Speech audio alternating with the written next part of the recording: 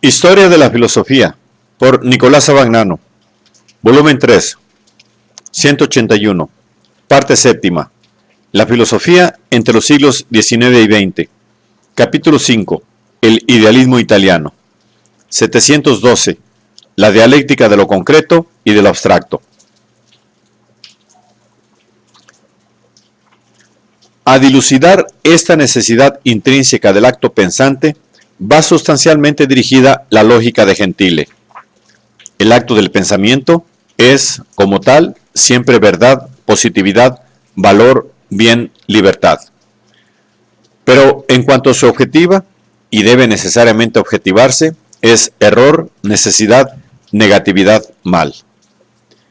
El problema de la lógica gentiliana consiste en mostrar la inmanencia de estos aspectos negativos en la unidad y la simplicidad del acto espiritual infinito. Gentile examina por ello lo que él llama el logos abstracto, esto es, la consideración abstractiva por la cual el objeto en general, que es la raíz de toda negatividad o disvalor, y por tanto también del error y del mal, es considerado como una realidad por sí, independiente del espíritu que la piensa. Parte del principio de que el logos abstracto es necesario al logos concreto. Para que se actualice la concreción del pensamiento, que es negación de la inmediatez de toda posición abstracta, es necesario que la abstracción sea no solo negada, sino también afirmada. Del mismo modo que para mantener encendido el fuego que destruye el combustible, es menester que haya siempre combustible y que éste no sea sustraído a las llamas devoradoras, sino que sea efectivamente quemado. El logos abstracto es considerado en la expresión que ha asumido en la lógica tradicional, cuyas formas son, por esto, sometidas a análisis crítico. Concepto, juicio y silogismo son las formas de lo pensable, del objeto pensado en cuanto tal. Expresan, por tanto, la objetividad, el ser, la naturaleza, y no son susceptibles de movimiento, de progreso, de dialéctica, cosas todas que pertenecen a la actividad espiritual y pueden, en consecuencia, ser entendidas y justificadas solamente en la subjetividad del acto pensante. El logos abstracto, objeto de la antigua lógica griega y medieval, es, pues, en cuanto a abstracto, un error. Pero es un error necesario, porque es debido a la necesaria objetivación del objeto pensante y es continuamente resuelto y superado en la actividad de este sujeto. La lógica de lo abstracto ha nacido históricamente y nace eternamente, si se nos permite la expresión, en este estado de espíritu en que éste no ha adquirido conciencia de sí y no ve, por ello mismo, la abstracción de lo abstracto y lo confunde con lo concreto. Estado naturalista en el que lo real es presupuesto por el espíritu. Estado del que el espíritu está destinado a sustraerse y se sustrae hasta el infinito, por cuanto ya en el acto mismo en que cree realizarla, la supera, afirmando no propiamente la naturaleza como él cree, sino el propio conocimiento de la naturaleza. No el concepto, sino su concepto del concepto. Se relaciona con este punto la teoría del error, que es uno de los aspectos más característicos de la postura filosófica de Gentile. El pensamiento en acto, como tal, es siempre verdad, realidad, bien, placer, positividad. El error, el mal, el dolor, etc., subsisten en él solamente como momentos suyos superados, como posiciones ya sobrepasadas y desvalorizadas. Tómese cualquier error y demuéstrese bien que es tal, y se verá que no hay nadie que quiera asumir su paternidad y sostenerlo. El error es, pues, error en cuanto es superado. En otras palabras, en cuanto está frente a nuestro concepto, como su no ser. Es, por tanto, como el dolor, no una realidad que se oponga a la que es espíritu, sino la misma realidad por el lado de su realización. En un momento suyo ideal. El error es siempre inmanente a la verdad, como el no ser es inmanente al ser que deviene. El conocimiento del error, en efecto, es verdad. El conocimiento como tal es siempre verdadero. Naturalmente, esta teoría del error no explica el error que no sea conocido o reconocido como tal.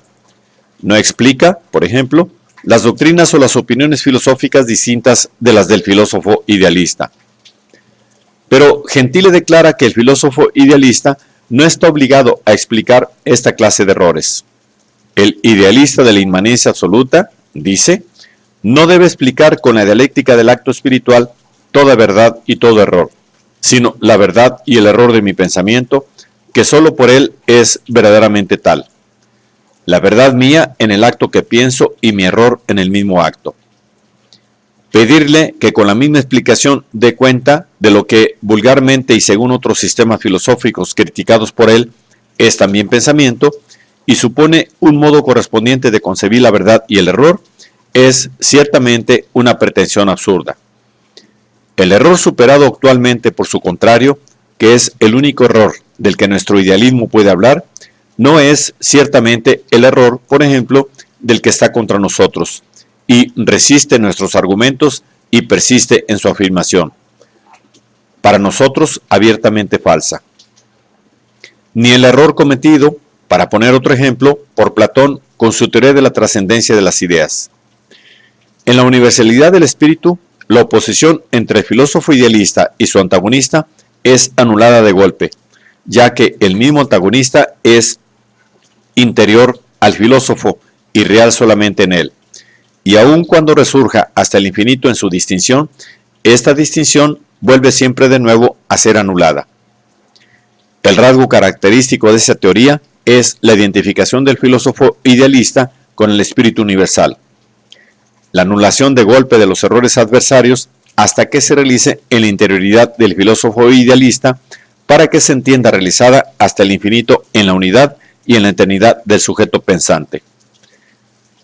Apenas es necesario hacer notar que como fundamento de esta teoría está también el presupuesto explícito, pero injustificado, que domina toda la teoría de Gentile. Conocer es identificar y, por tanto, conocer a los demás en su alteridad y en sus errores significa resolver la alteridad y el error en la unidad y en la verdad del sujeto pensante. De cualquier modo que sea, este postulado domina todo el desarrollo del pensamiento de Gentile.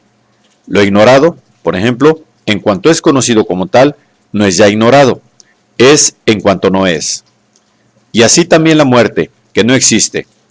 La muerte es temible porque no existe, así como no existe en la naturaleza ni el pasado, y como no existen los sueños. Existe el hombre que sueña, pero no las cosas soñadas. Y así, la muerte es negación del pensamiento, pero no puede ser actual lo que se realiza por la negación que el pensamiento hace de sí mismo. El pensamiento, en efecto, no se puede concebir sino como inmortal, porque es infinito. Y así, no existe la ignorancia sino en el acto en que es reconocida como tal, y por lo mismo superada como ignorancia. Y no existen problemas sino en cuanto están resueltos, aunque toda solución se transforme en un nuevo problema, que es, empero, inmediatamente una nueva solución. Por consiguiente, la filosofía es perenne, porque es siempre esta filosofía, esto es, filosofía del acto pensante, idealismo. Y, puesto que no hay una filosofía estrictamente objetiva, la verdad de la filosofía, o la filosofía verdadera, a que el filósofo tiende, no puede ser más que una elaboración de su misma filosofía, cuyo desarrollo es, asimismo, el desenvolvimiento de la verdad filosófica. El método de la filosofía no puede ser otro, por tanto, que el de la inmanencia de toda realidad o verdad en el pensamiento pensante, y por esto la filosofía se identifica con la lógica. Es fácil darse cuenta del aprecio que puede hacerse de la ciencia desde ese punto de vista. La ciencia es siempre particular, porque tiene a su lado otras ciencias y carece, por tanto, de la universalidad que es propia de la filosofía. Presupone primeramente y delante de sí su objeto. Es, por tanto, dogmática y tiende necesariamente al naturalismo y al materialismo. De ella no hay historia, porque hay historia solo del acto pensante, esto es, de la filosofía que se la reincorpora. Este es el único elemento que de alguna manera la salva, porque el científico, siendo como hombre también filósofo, reincorpora la abstracción de la ciencia en la concreción de su acto pensante. La conclusión inevitable de la dialéctica de lo abstracto y de lo concreto, conclusión que, por otra parte, Gentile explícitamente acepta y mantiene hasta el final, es que el hombre como sujeto pensante y en la puntualidad de su acto pensante, está siempre en la verdad y en el bien, en lo infinito y en lo eterno. Más aún, es él mismo todas estas cosas. Esto supone también que la historia del hombre, que tiene historia solo como acto pensante, es un permanecer inmóvil en la eternidad. Y a esto se reduce la doctrina de Gentile sobre la historia. Comienza, en efecto, por negar la distinción entre historia e historiografía, y por reducir la historia misma a la historiografía, esto es, a la contemporaneidad del acto pensante, de un presente absoluto que no desaparece y no se precipita en su opuesto, y que es lo eterno, tal como reluce en el acto del espíritu que lo busca, en el acto del pensamiento que piensa. La pretendida objetividad de la verdad histórica no es más que la mediación o sistematización del pensamiento, que, mediándose o demostrándose, se pone como verdad inmutable, y es ya, en rigor, tal por la inmanente mediación por la que el yo se pone como no yo. La búsqueda de la individualidad en los sucesos de la historia no puede ser más que la búsqueda de aquel verdadero individuo, que es el yo universal o pensante. El Sócrates histórico, con su positiva individualidad, entonces sí que es aprensible, pero solo en cuanto se le construye como personalidad que revive en la nuestra, y que, efectivamente, es la nuestra.